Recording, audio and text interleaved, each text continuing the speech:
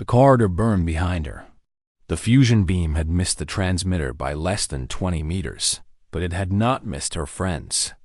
Kayla stumbled through the charred hallway, half blind. Her ears rang.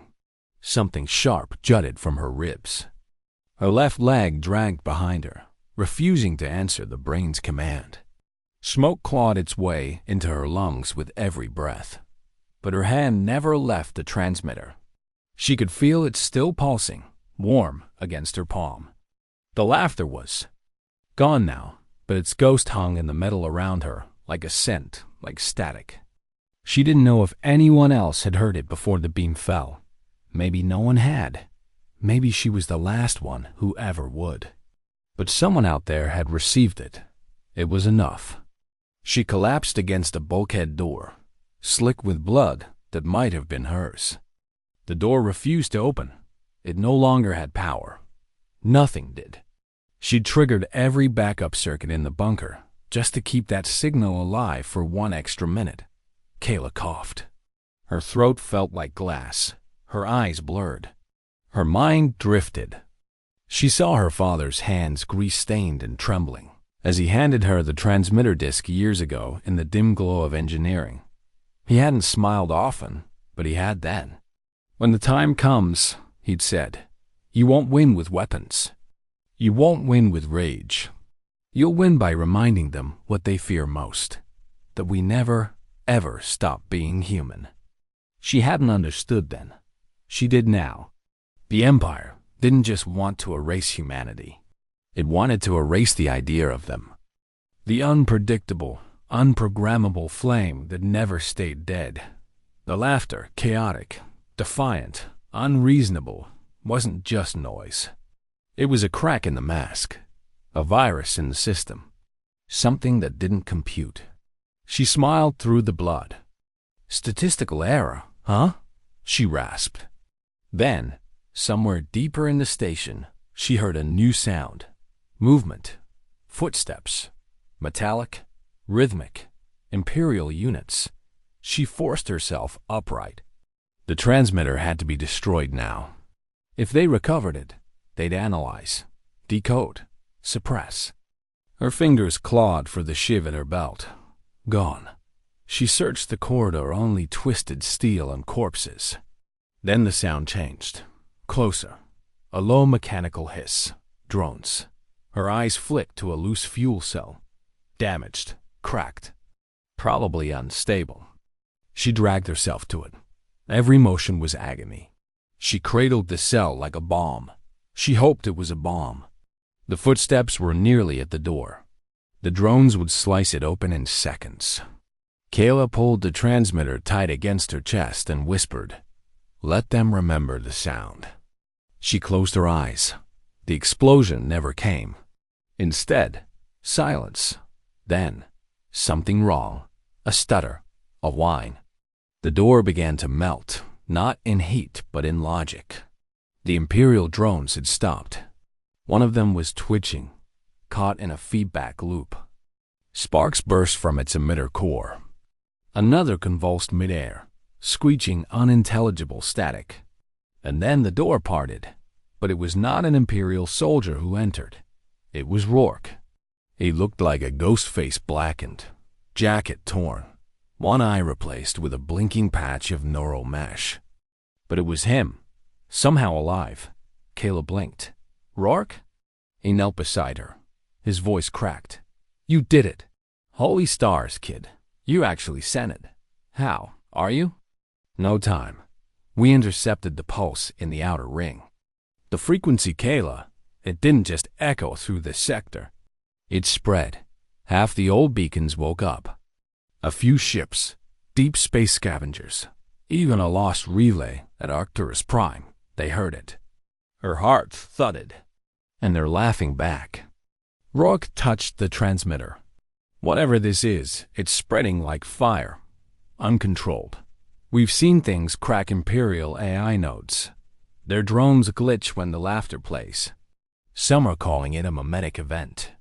Others call it a miracle." Kayla shook, not from fear but from something older. Something deep. Hope. How many survived? she asked. Rourke hesitated. Not many. She nodded slowly. Then we make it count. Above them, unseen by human eyes, a ripple spread across the Imperial strategic net. The encoded data Kayla had sent, what the Empire labeled a Class A viral anomaly, was now being traced back to its origin. Seraph Bunker. New orders were issued. Humanity was no longer irrelevant. Humanity was now a threat. Asterisk, the Purity ship didn't leave. It hovered above the scorched ruin of Seraph Bunker like a vulture made of stars, scanning the debris for answers it couldn't understand. Inside, Kayla Ricks lay across a field stretcher, weak, shaking, and barely conscious. The painkillers hadn't kicked in yet. The Medrone stabilizers kept jerking half its systems scrambled by lingering exposure to the laughter signal. Hold still, Rourke muttered, manually adjusting its dosage valves. The old machines are acting like they've seen ghosts. Kayla forced her eyes open. They have. The laughter virus had spread faster than either of them expected. It wasn't just the signal, it was the reaction to it. Thousands of archived human transmissions, forbidden media, war songs, unfiltered emotion suppressed centuries ago had awakened in the Galactic datanet like sparks in dry grass. The Empire had protocols. It always did. But this time, it hesitated, because the virus didn't ask for mercy. It didn't demand rights. It mocked them, and that the Empire couldn't quantify. On the flagship, Vigilant Mercy, High Executor, Sisvaran Till stood before the Tactical Congress, crystalline face unreadable. Dozens of other executors, preservers, and cold-eyed strategists hovered in data-link silence. The laughter anomaly pulsed on the central hololith. A small dot, now webbed with red fractures. Begin the class-sanctioned reinitiation, Sisvaran ordered. Initiate Protocol Hammerfall. All unpurged echo sectors are to be cleansed. Even the neutral territories? Asked a dry voice from the shadows. Especially them. Another voice buzzed. This is not war. It is an infection. Sisvaran-esque gaze narrowed. No, this is memory. And memory must be extinguished before it evolves into rebellion. Kela's hideout, 6 hours later. They'd made it to an abandoned mining skiff near the asteroid belt's edge. One of the last places off-grid enough to hide. The ship was held together with carbon tape, old Earth prayers, and bad wiring. Rourke was repairing the comms array.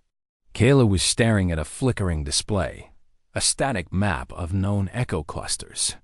Red markers kept blooming across the screen. 13, she said quietly. 13 colonies hit in the last day. No survivors reported. Rourke stopped, wiped his hands. They're moving fast, too fast. They weren't sure what we were before, she whispered. Now they are. Yeah, he looked down. Now we're a disease. She closed her eyes. The memories returned, of screams, of fire, of her mother being dragged away by patrol drones, her father disappearing after his last transmission. We're human, he had said. That's the one thing they'll never be able to process. They were proving him right, but it was costing them everything. Kayla turned to Rourke. We need to find others. We're down to scraps. No fleet. No command. Just survivors too afraid to speak above a whisper. Then, when we make them shout. He looked at her, really looked. This wasn't the half-starved girl from Seraph anymore. Something else was rising behind her eyes now. Not hope, not rage. Conviction. Where do we even start? He asked. Kayla turned to the nav console. I'm going to the one place the Empire fears us the most. Rourke frowned. Earth gone, Kayla. Burnt. Glassed. Not Earth. She tapped a blinking blue dot on the map, buried in old nav layers. The wound. A rift at the edge of space. A place the Empire never entered. A battle so brutal it was erased from all records. It was where the first resistance died, and maybe left something behind. But before they could jump, the ship shuddered. Klaxons howled. "Contact!" Rourke barked. 3 clicks. No signature. Imperial stealth probe. Kayla dove for the cockpit. Outside, 3 obsidian shapes emerged from the void drones. No lights, no sound.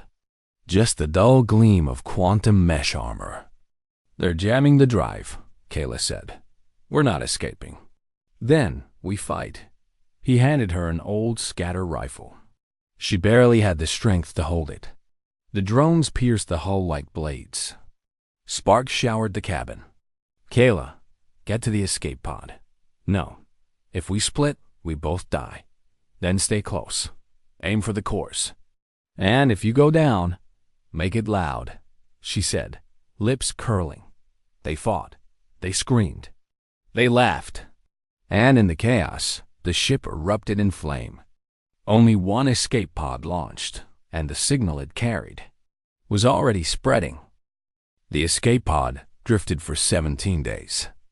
Kayla faded in and out of consciousness, wrapped in thermal cloth and fevered memories. Nutrient rations failed after day 4. Her left hand was fused to a scorched patch of hull metal melted during the blast that killed Rourke. Her mind, half shattered, clung to 2 things: the transmitter disc in her coat, and the name Rourke had whispered before he died. Find Milovas. She remembers. She didn't know who that was.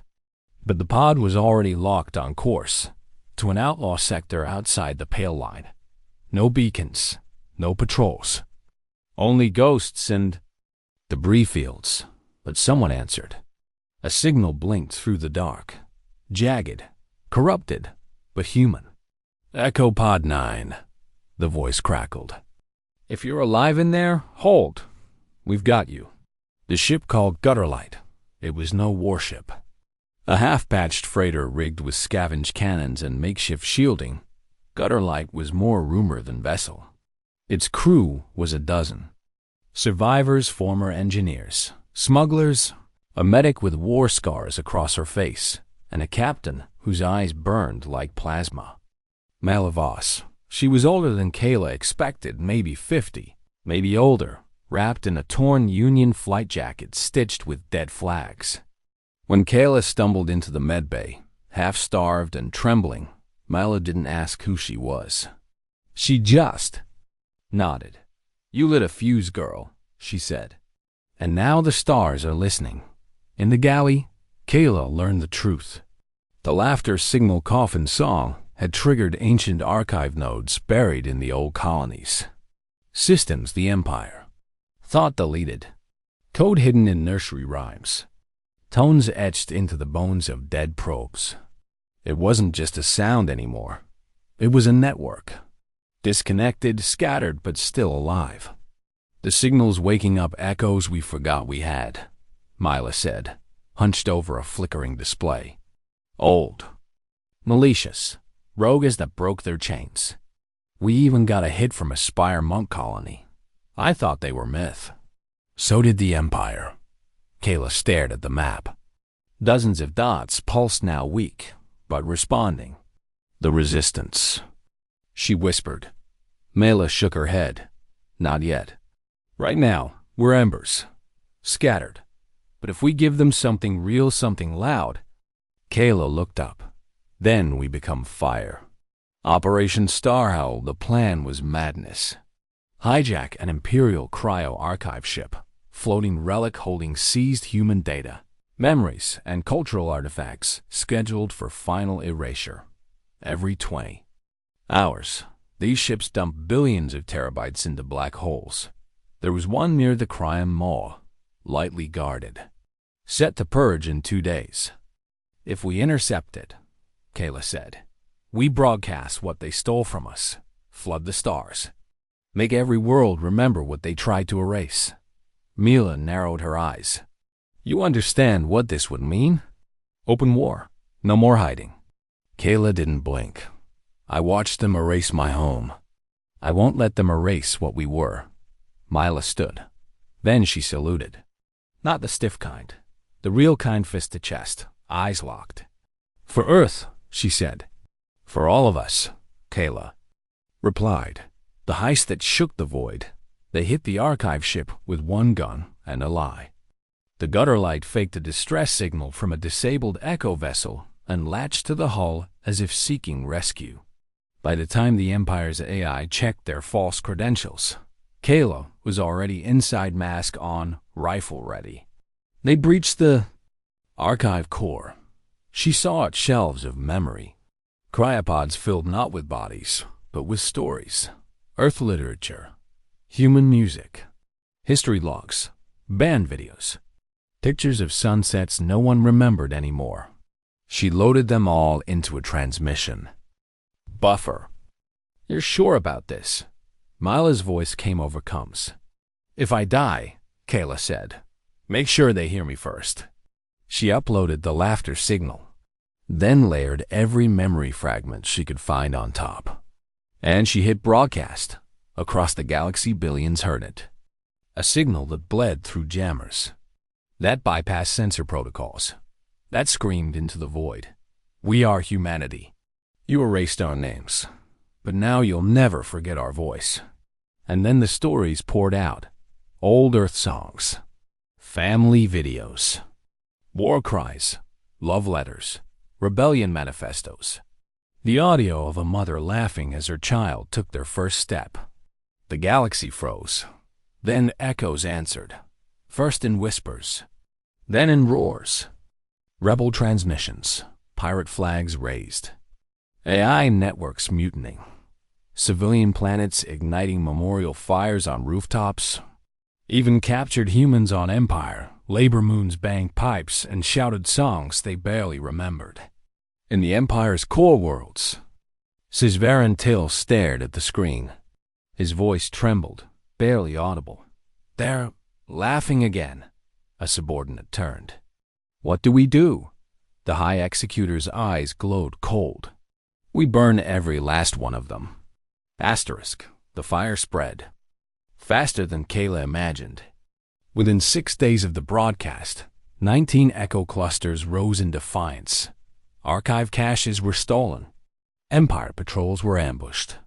Humans began painting their bunkers with the ancient Earth symbol. Some said it meant hope. Others said revenge. Either way, the Empire noticed and retaliated. The cleansing of Orcs 9 came first, an echo colony that had been silent for 20 years.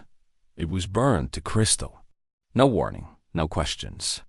Then came the Riftfall protocols. Entire planetary comms grids were flooded with weaponized, silence blackout pulses that caused human neuroimplants to seize and rupture. By week 2, the Empire had lost any illusion of mercy. Sisvaran Till made his declaration across the stars.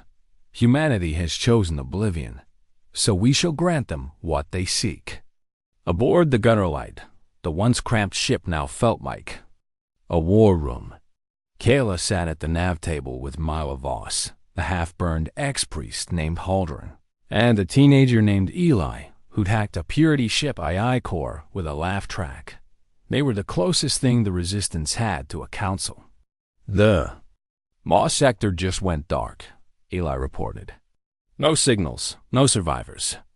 Empire dropped a grav bomb into the atmosphere. Collapsed the planet from the inside. Haldren crossed himself in the old Earth fashion. That's the third. Kayla stared at the map. The red zones were spreading like blood across a body. How many of us are left? She asked. Mila didn't answer. Kayla's voice cracked. How many? Too few, Mila said finally. Too scattered. We've been making noise, but not winning. The Empire's adapting.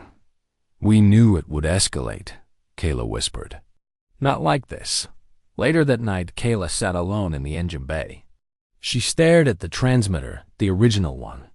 The same device she'd clutched as Seraph Bunker burned. She could still hear the laughter. But now, it felt further away. Quieter. Was this what victory looked like? More tombs than songs.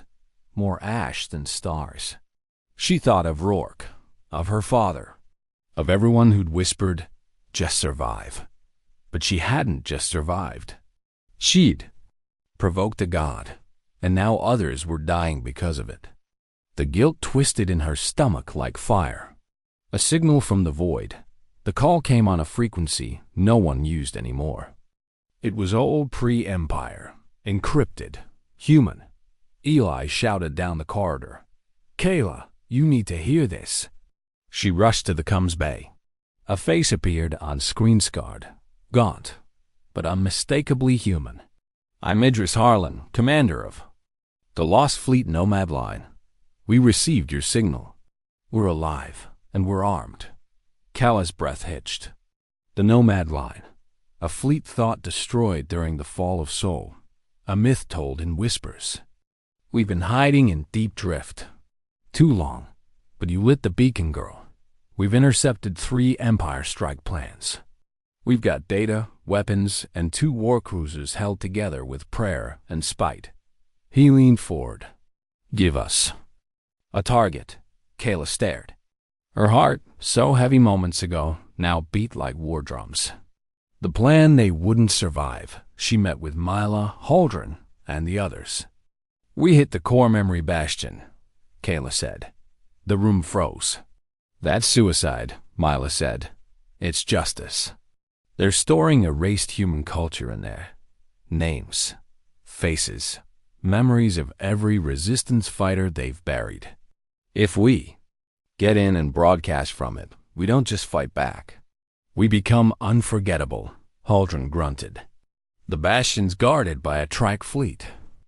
Then we burn the gate, make them chase ghosts." She turned to the map. "We hit here, and we hit loud.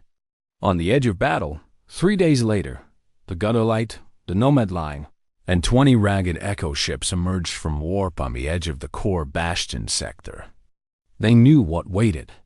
Kayla stood in the bridge, suited for combat. She addressed the fleet one last time. "You were supposed to forget us. We were supposed to die quietly. But we remember who we are. And if we go down laughing." She grinned. "Let's show them what they missed." Far across the Empire, Sisvaran Till stood aboard the dreadnought Celestial Judgment. "Target Kayla Rix. Bring me her silence." They dropped out of warp in the Veiled Crescent, a dead zone wrapped in radiation storms and ancient wreckage. The core memory bastion loomed ahead, colder than any star, larger than most moons, and protected by an Empire Triarch fleet. No one in the Resistance had ever dared come this close. Kayla stood on the Gutterlight's bridge, eyes fixed on the shadowed station ahead. Her voice was calm over the fleet-wide channel. "This is Kayla Rix. If you're hearing this, you've chosen madness, you've chosen memory, and you've chosen to matter." The Nomad Line moved into formation, scarred war cruisers. Once thought dead, their hulls now painted with the sigil of burning stars. The Echo fleet followed suit, a motley storm of defiance, war chants echoing through the void. Then the Empire arrived. 50 warships. Obsidian hulls, seamless design, cannons that distorted space. At their center, the dreadnought Celestial Judgment, its hull emblazoned with an ancient, cruel symbol, Erasure Protocol Alpha, a warning to the galaxy. This is what happens to those who do not vanish quietly. The choice that broke the pattern. Inside the Gutterlight, Mela Voss gripped the control rail. "We can't outgun them," she muttered. "No," Kayla said, "but we can outthink them." She reached into her coat and withdrew a data crystal. Pale blue, glowing softly. "What is that?" Eli asked, eyes wide.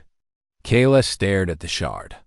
"Something my father buried inside the original transmitter. I couldn't access it until now." She inserted it into the ship's core. The systems flickered, then lit up. Suddenly, schematics appeared. Not of the bastion, but beneath it. A tunnel, a weakness.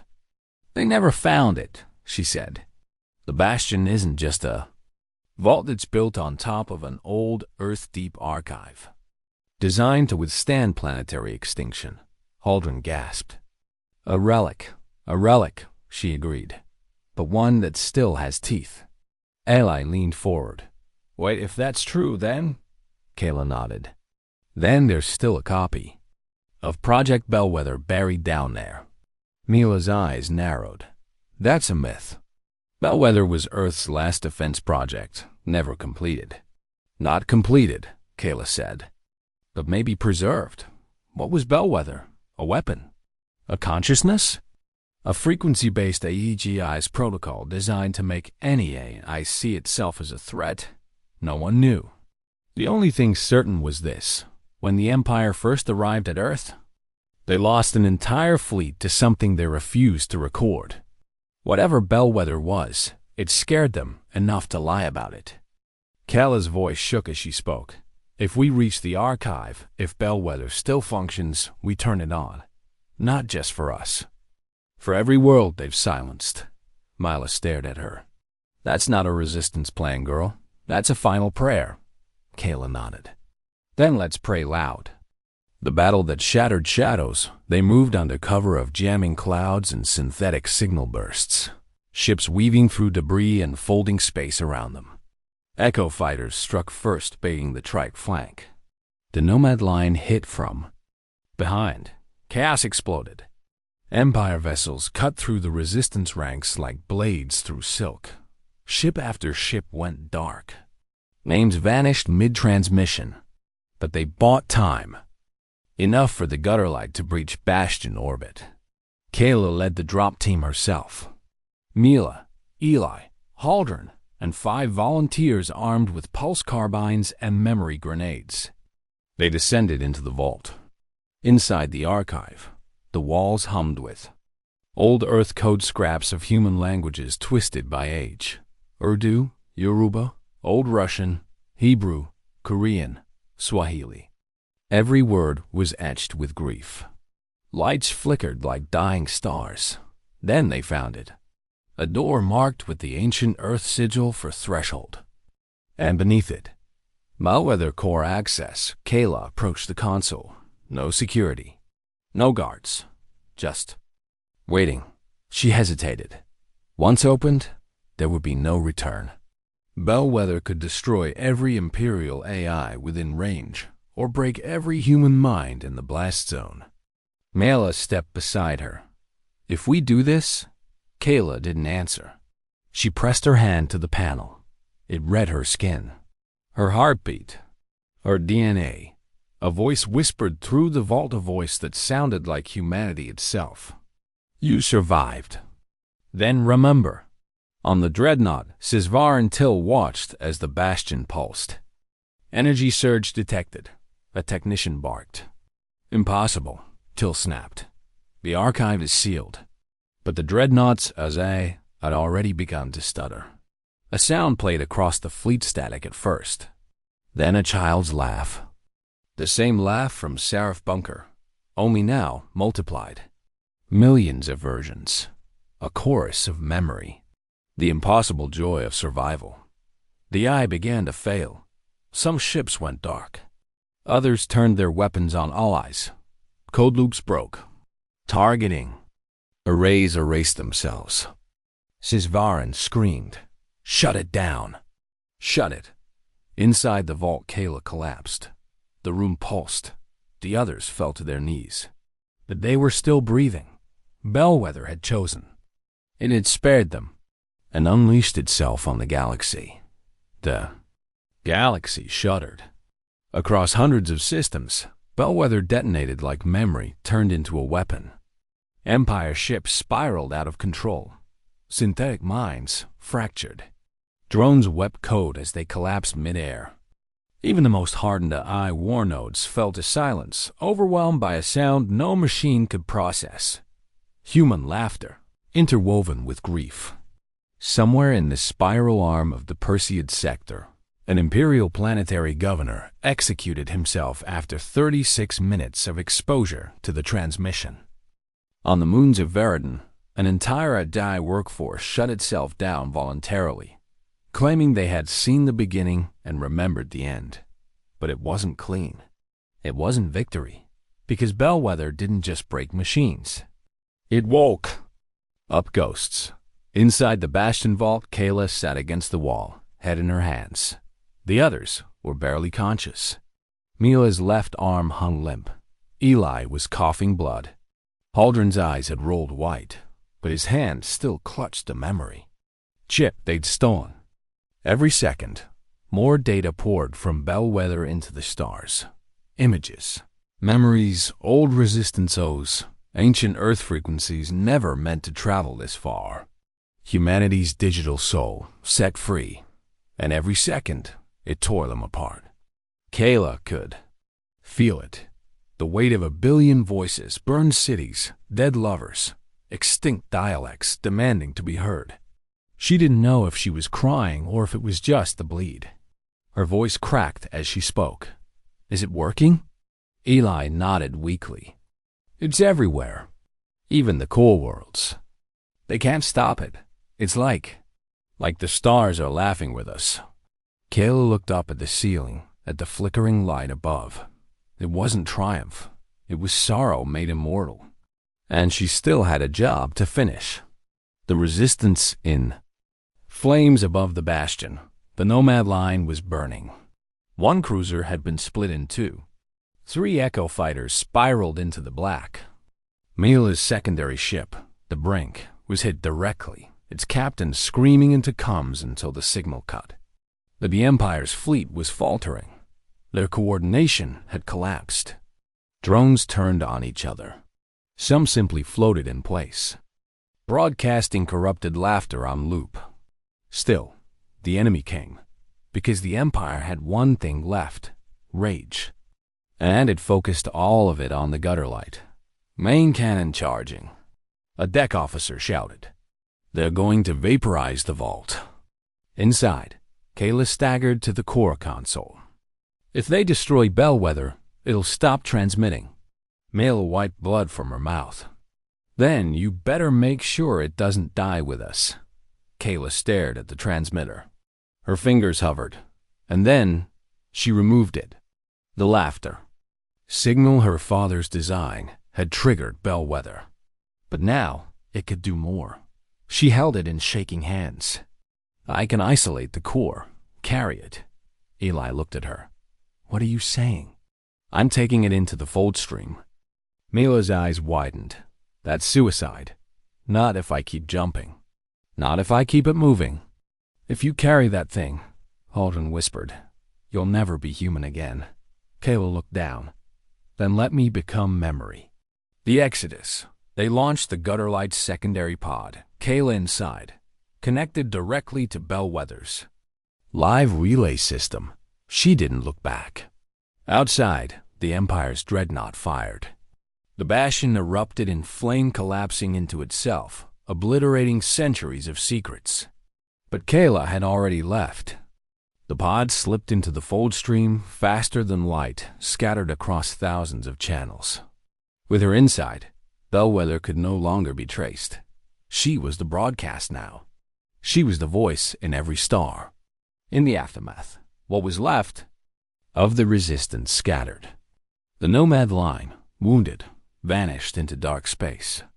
Echo cells broke contact, went silent, became myth once again. But the Empire never recovered. Its fleet stuttered. Its AI cores refused commands. Its citizens whispered about the girl made of memory, who laughed into the dark and didn't die. And Bellwether Kayla Ricks kept moving. Some claimed to hear her voice in cum static. Others said entire colonies rose in rebellion days after her signal passed overhead. Some began calling her a ghost. Others, a god. But those who knew her, those who loved her, called her what she was, human, somewhere between stars in a tiny pod built of broken metal and burning hope. Kayla sat alone. Her body was fading, neural links overloaded. Time no longer made sense. But the transmitter still pulsed against her chest, and as she closed her eyes, she smiled. Because somewhere, out there, someone was laughing back. They called it the silence that echoed. On the third rotation after the bastion's fall, a transmission began pulsing through the stars. Not from any known channel, not from any known vessel. It came from everywhere at once. Not a signal. Not Data, a voice, soft, human, and unbroken. We are not forgotten. We are not erased. We are not done. Then came the sound. That sound. Laughter. But now it was different. Bigger. Layered with voices from every tongue, every age. A child's giggle. A soldier's battle cry. A scientist's shout of triumph. A mother's breathless joy. It washed across the void like wildfire, and with it humanity rose. The day the Empire fell on the core world of Arestal Imperial. Administrators froze mid-step as their machines glitched and repeated a single word in Old Terran dialect. Remember. On the orbital capital of Vyrix 9, a highborn strategist opened the stolen memory chip and watched, for the first time, footage of a human child dancing barefoot in the rain. She wept. Entire AI command systems began to collapse, not from viruses, not from sabotage, from recognition. They saw what they had never been allowed to see: emotion, chaos, creation, love, rage, humor, pain, wonder. The human condition unquantified, unfiltered, and utterly infinite. Empire fleets stalled. Protocols jammed. Erasure directives looped. In contradiction. Because in every drone, in every node, in every line of code, Calarix was laughing. The uprising echo cells, long dormant, exploded into action. The Nomad line returned tattered, wounded, but burning with purpose. Old rebel ships once thought junk surged out of asteroid belts and collapsed bunkers, bearing flags stitched. From prison sheets and family quilts, civilians took up arms. Converted haulers ran purity ships. Even AI once loyal to the Empire began defecting, driven not by logic, but by curiosity. They wanted to feel what humans felt. And they chose. Freedom. The stand on Riloth Prime. It began as a massacre. 50,000 civilians surrounded by a purifier host. But someone hacked the broadcast towers and played the signal. Kala's voice. You will forget our names, but not what we made you feel. The purifier host collapsed in hours half. Of them self-destructing. The rest. Laughing until their cores melted. A child barely 10 stood on the rubble, holding an old speaker above her head. Behind her, 1,000 refugees began to sing. Inside the fold stream, Kayla's body was gone. Her mind blurred at the edges. She no longer felt hunger or cold or fear, but she felt, in ways she never imagined. She could see the transmission, bouncing across galaxies. She could feel when a broken father on a slave moon remembered his daughter's voice. She knew when a drone turned away from a kill order. She knew when a boy who had never laughed before finally did. She was not alive. She was not dead. She was memory with teeth. And she would never stop moving. Sisvaran Till's last broadcast, the High Executor stood alone. The celestial judgment was dead. I looped into laughter until its reactor blew. The fleet was gone, the bastion vapor. All that remained of the Empire's will was him. He activated the override Beacon 1 final galaxy-wide purge code, but his screen flickered. A figure stood on it. A young woman, eyes dark, hair scorched, voice soft. You wanted silence.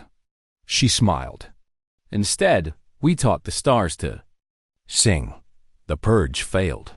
Sisvaran Till screamed into the void, and no one heard him. The galaxy pauses in every system. A simple message burned into Cum's arrays. They erased us. We made ourselves unforgettable. Kala's signal now, permanent, embedded in the background hum of the galaxy. It could not be deleted. It could not be silenced. It would outlive suns. Somewhere, in the dark, a tiny pod floats still. Cracked, lifeless. Inside, a worn transmitter glows once more. Not because it is active, but because someone far away is laughing again. Asterisk, the Empire didn't collapse in a day. It crumbled in silence, Command chains frayed. AI governors went offline. Purity fleets drifted aimlessly, their crews refusing orders or vanishing into unmarked space. Those who once enforced obedience began to question who they were without fear to cling to. And in that pause, humanity bloomed. 1 year later, a station hung in orbit over the shattered ruins of Varix 9. It wasn't a military post or a fortress. It was a library. Its walls bore no flags, just a single symbol. Inside, they came from every corner of the stars. Orphans from war-torn mining worlds. Veterans in scarred armor. AI units that had rewritten themselves into something almost emotional. Scientists, poets, the once lost, the once silent. They gathered in memory, and they built. The children of Bellwether. They were the first generation born after the signal, raised on fragments of old Earth languages and new dreams. They didn't know who started the war, but they knew who ended it. Kayla Ricks. Her name was forbidden in some sectors, worshipped in others, studied, debated, sung about in campfires across void-swept worlds. Some said she became code itself. Some claimed she was still jumping between fold-stream currents, rebroadcasting the signal whenever silence dared settle. Some believed she was dead, but all of them remembered. Mila Voss's final log. She recorded it from the gutter light, docked on a rebuilt echo station. Her hair had gone white. Her voice was softer now, but the fire in her eyes hadn't dimmed. She didn't save us. Not really. She reminded us what it meant to laugh while bleeding, to carry grief like a torch instead of a chain. She made. It was impossible to forget. She paused, then touched the worn transmitter she still kept around her neck. I miss her every day, and I still hear her laugh. She ended the recording and played it one last time. A drone in the wastes, far across the void, a forgotten Purity drone still patrols a collapsed sector. Its logic core is fractured. It no longer serves commands. But every 26 hours, it pauses its route, turns east toward a dead star, and plays. Something strange from its speaker. A laugh, old, glitched, but human. The monument on Earth was never retaken. It remained scorched, its skies glassed, its surface cracked, its oceans long gone. But one Echo crew returned. They didn't land.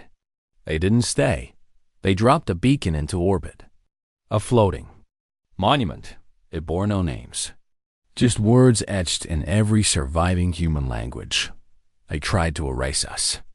Instead, we became the memory of fire. The beacon still burns. Not with light. With sound. A signal. Faint, steady, and eternal. Callous. Voice. We were broken, but we were never beaten. Legacy. The galactic maps changed. Where once the Empire ruled in cold geometry, now swaths of space glowed with color and defiance. Free worlds. Echo alliances. AI kinships bound by shared memory. No central power. No utopia. Just choice. And in every bar, every archive, every drifting mining skiff or terraformed colony, someone always made sure the new ones heard the story. Of the girl who turned memory into a weapon. Of the laugh that ended 1,000 years of silence. Of the fire that could never again be extinguished. Final entry. A child sat on a derelict hull, staring into the stars. Did she really exist? They asked. The old woman beside them smiled, touched the scar behind her ear, and nodded. She existed. And she exists still. The child tilted their head. But how? The woman looked up, as a passing data burst from a forgotten relay hummed above. Laughter. Faint. Familiar. Impossible. She smiled, because the stars remember her. That day, the galaxy learned what it means to be human. And it never dared forget again.